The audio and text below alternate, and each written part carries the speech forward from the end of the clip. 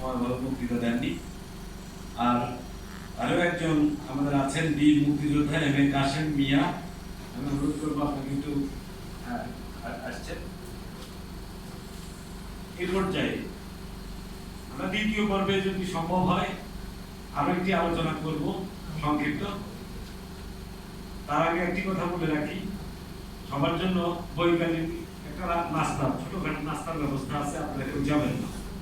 এখন আহ্বান করছি আজকের প্রধান আলোচক, মুখ্য আলোচক, মুক্ত রাজনৈতিক আন্দোলনের কেন্দ্রীয় টিম সভাপতি, আমাদের দীর্ঘ আন্দোলন সংগ্রামের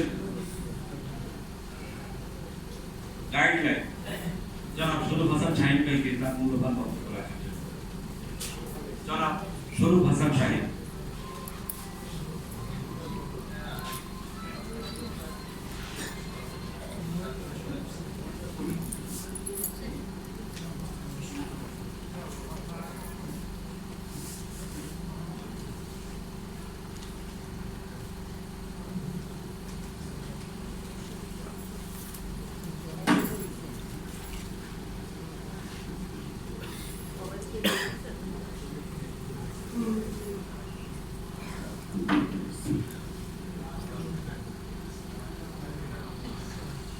এই দেশ মৃত্যুর উপত্যকা, এই দেশ আমার নয়।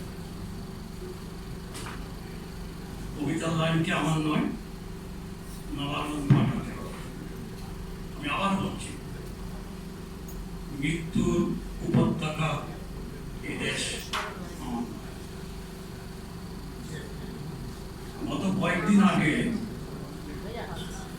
কুমিল্লার নাঙ্গলপুরে মা, বাবা, মামা মিলে নিঃসন্তানকে পিটিয়ে মেরে ফেলেছে।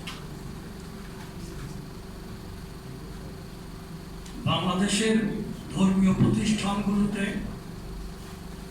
বলৎকার নামক একটি ব্যাধি চূড়ান্ত আকার ধারণ করেছে।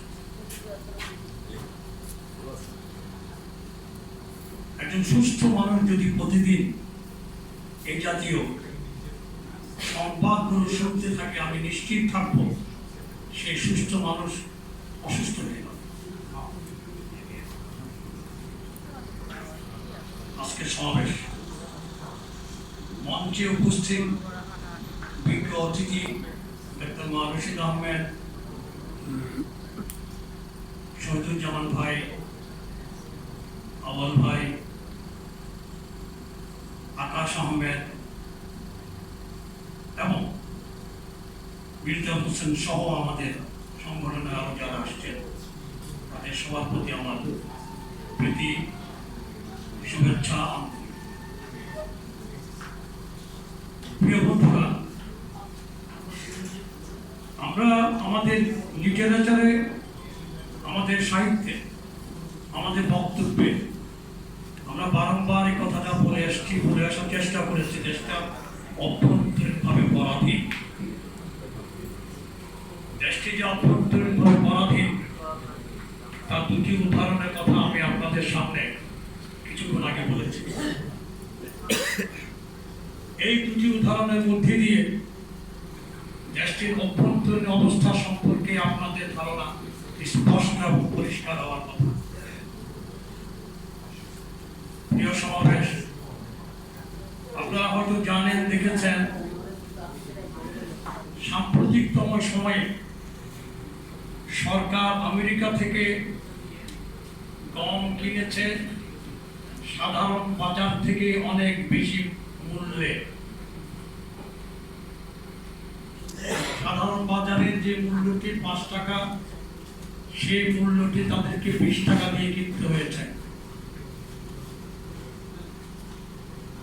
নির্বাচনের পূর্ব মুহূর্তে 3 দিন আগে আমেরিকার সাথে বাংলাদেশের তত্ত্বাবধায়ক সরকার যে চুক্তি করেছিল, সেই চুক্তির অংশ হিসাবে বাংলাদেশ এইটুকু কিনতে বাধ্য। আমরা এতদিন ধরে বলেছি আমরা অভ্যন্তরীণভাবে পরাধীন। এখন মনে হয় অভ্যন্তরীণ শব্দটা তুলে দিয়ে আমরা পরাধীন এই শব্দটা মনে হয় বলার সময় এসেছে। প্রিয় বন্ধুরা, স্বাধীনতার 54 বছর 55 বছর এই সময় এসে বাংলাদেশ নামক এই জনগোষ্ঠী যদি নতুন করে স্বাধীনতার যুদ্ধে নামতে হয়, তাহলে এর চেয়ে বেদনাদায়ক আর কি হতে পারে। সিরাজুল আলম খান তার রচনাবলীতে বারংবার আমাদেরকে এই কথাগুলো বলার চেষ্টা করেছেন। একটি দেশ স্বাধীন হলেই স্বাধীন হয় না, একটি দেশ ভৌগোলিকভাবে স্বাধীন হলেই স্বাধীন হয় না, একটি দেশ মানচিত্র এবং ভূখণ্ড পেলেই স্বাধীন হয় না। তার ভিতরে পরাধীনতার যে বীজগুলো লুকায়ে থাকে, সেই পরাধীনতার বীজের বিরুদ্ধে যদি তার অনবরত লড়াই সংগ্রাম না থাকে, তাহলে সেই পরাধীনতার বীজ শক্তিশালী মহিরুহ হিসাবে আপনাদের সামনে সাহিত্যে হাজির হবে। তাই হয়েছে আমাদের সামনে। আজকে আপনারা যারা আমাদের সামনে বসে আছেন, আপনাদের মাথায় কি এই চিন্তাটি আসছে না? গত কয়েকদিন যে ভোটের নামক যে ভোট হয়ে গেছে এবং সেই ভোটে যে চুক্তির মাধ্যমে ভোট হয়েছে, যে ভোটে নতুন সরকার ক্ষমতায় আসছে, তারা মূলত পরাধীন সরকার। তারা চুক্তিবদ্ধ হয়েছে বিশেষ বিশেষ কারণগুলো বাস্তবায়ন করার মধ্যে দিয়ে তারা তাদের 5 বছরের সময় অতিক্রম করবে।